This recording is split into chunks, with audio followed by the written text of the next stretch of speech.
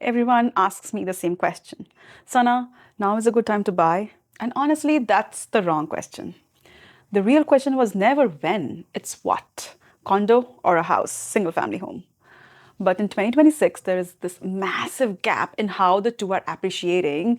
And here's the twist: if you only look at the last 12 months, the number will actually fool you. They will point you in the wrong direction. So let me show you what's really going on with real numbers. One hidden cost on new condos that can quietly cost you thousands a year that almost nobody talks about. Quick intro. If you're new, I'm Sanna.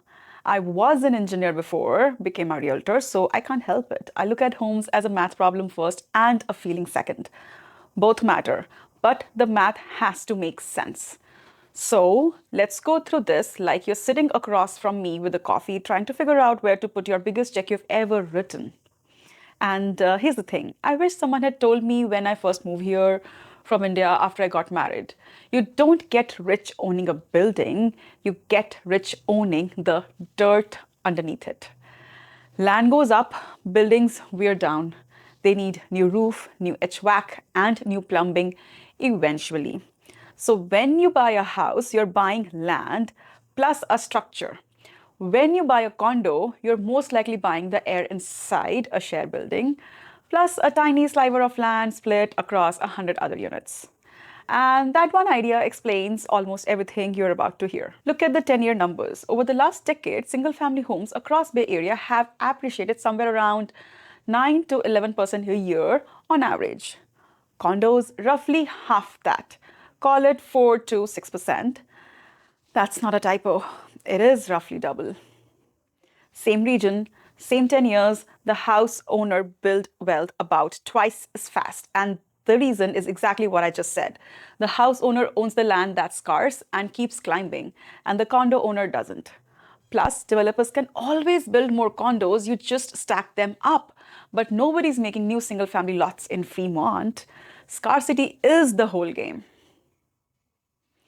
So that's the 10-year story, and it's pretty clear. But here's where 2026 gets interesting. And here's the twist I promised you. If you only look at this past year, you'll see something that looks like the exact opposite. Take Santa Clara County.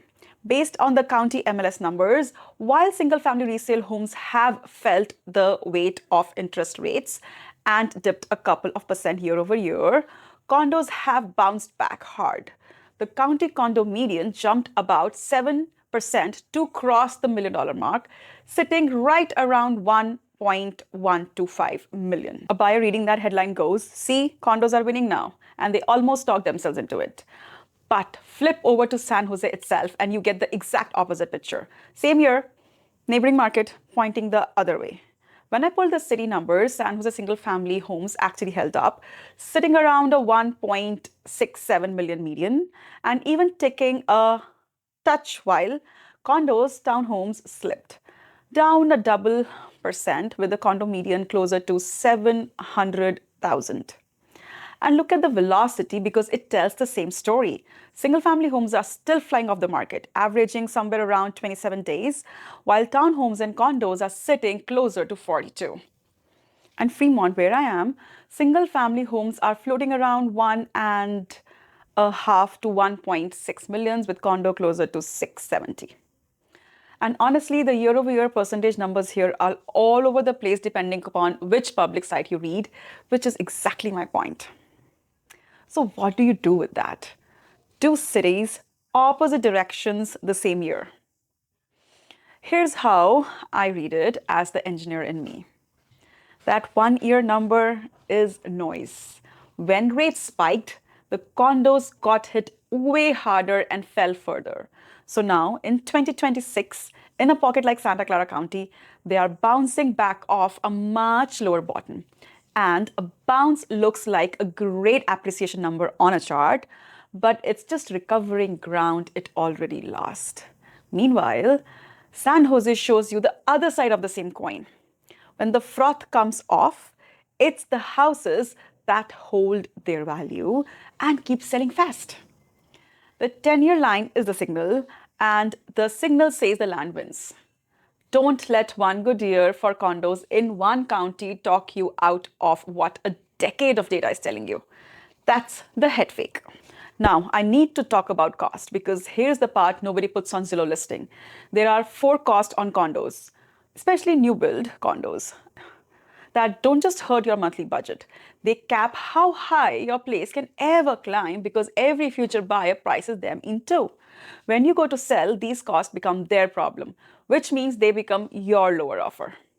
Cost 1, HOA drag. Cost number 1. This one sounds obvious, but almost nobody actually runs the resale math on it, so stay with me.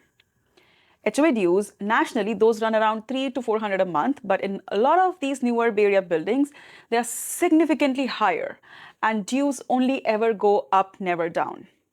Here's what people miss. When you go to sell, your buyer's lender count those exact HOA dues against what they can afford to borrow. High dues literally shrink the pool of people who can qualify to buy your property. Less demand pulls your final appreciation price down.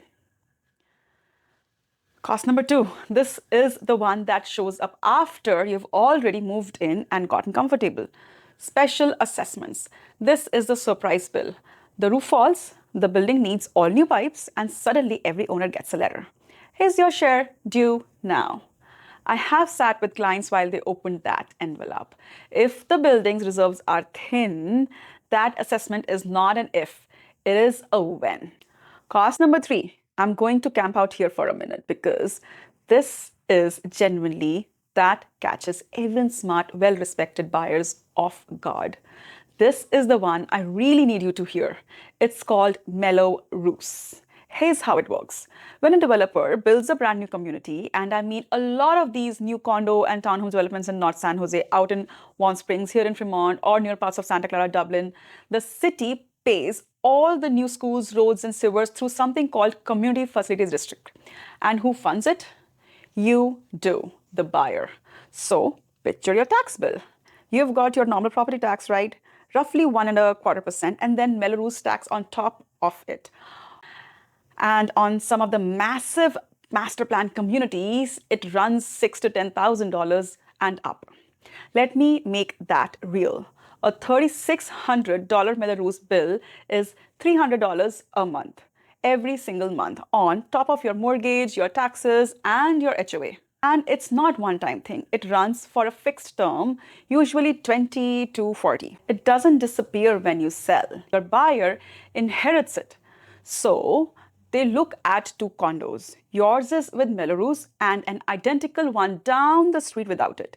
They are going to offer you less because they are the ones stuck paying that extra $300 a month. Those 2 units do not appreciate at the same rate.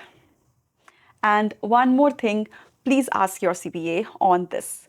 Don't take it from me, but that Mello-Roos portion often isn't tax deductible the way your regular property. People just assume it is. A lot of the time, it isn't.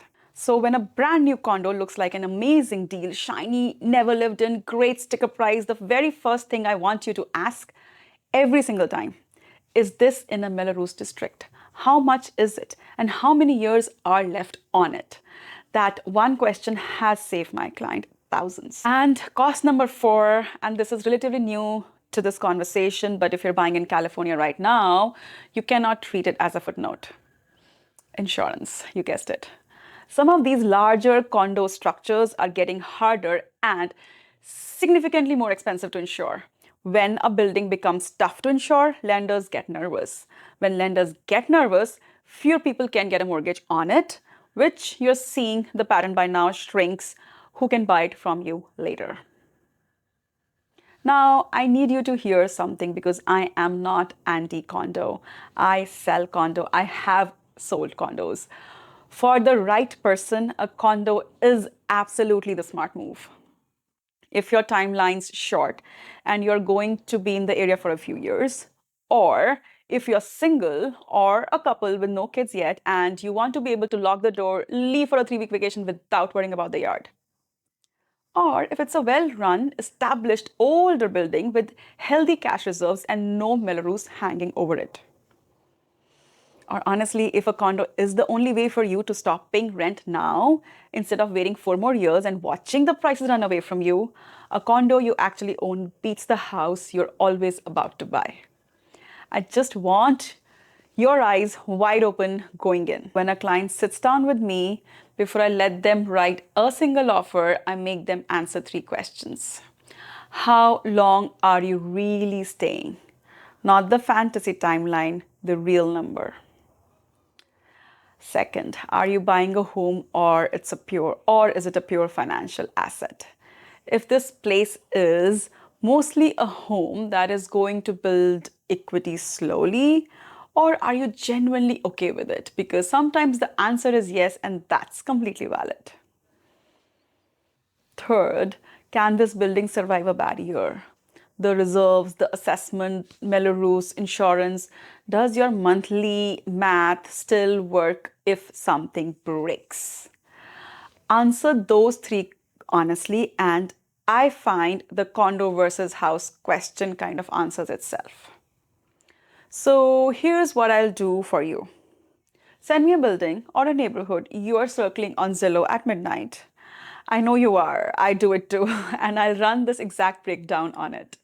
The real appreciation history, the true HOA health, and yes, I'll pull the county records to see whether it is sitting in a Mello-Roos district.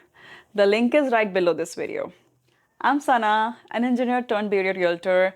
I'll always bring you the data and I'll always be honest with you about the hard part.